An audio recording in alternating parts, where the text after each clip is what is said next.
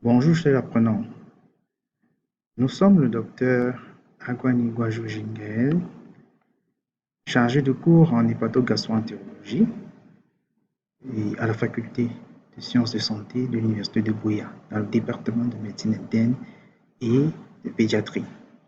La leçon d'aujourd'hui portera sur la maladie ulcéro-gastro-duodénale. Pour mener à bien notre tâche, nous adopterons le plan suivant. Nous parlerons en premier d'une introduction, suivie en grand temps de généralité, puis le diagnostic, finirons le traitement et conclurons par la fin. Comme objectif dédié aux étudiants de 4e année, il s'agira pour eux de pouvoir définir la maladie ulcéro-gastro-duodénale, identifier les facteurs de risque et les causes, de décrire les symptômes et les complications de cette maladie, de pouvoir expliquer les méthodes de diagnostic, d'argumenter l'attitude thérapeutique et par la fin pouvoir planifier le suivi.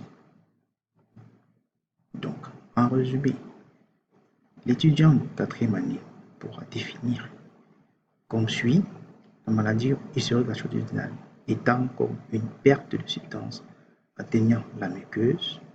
Il doit savoir que c'est une maladie cosmopolite et fréquente.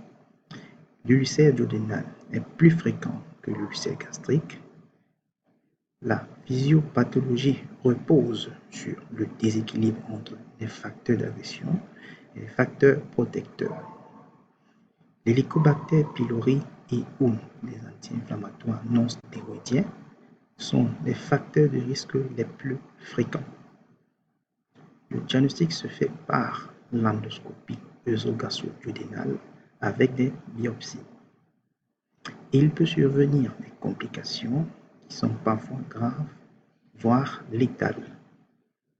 Le traitement sera axé sur les mesures hygiéno-diététiques et le traitement essentiellement par des inhibiteurs de la pompe à protons et ou des antibiotiques.